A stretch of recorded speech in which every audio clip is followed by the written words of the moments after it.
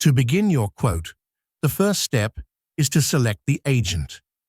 If the booking is being made for a specific agent, you can start typing their name, and a drop-down list will appear showing all affiliated agents. Simply select the correct one from the list. If this is a direct booking, meaning it's not through an agent, you can go ahead and leave this field blank.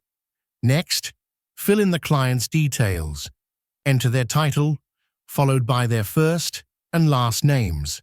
Now, we'll choose the travel date.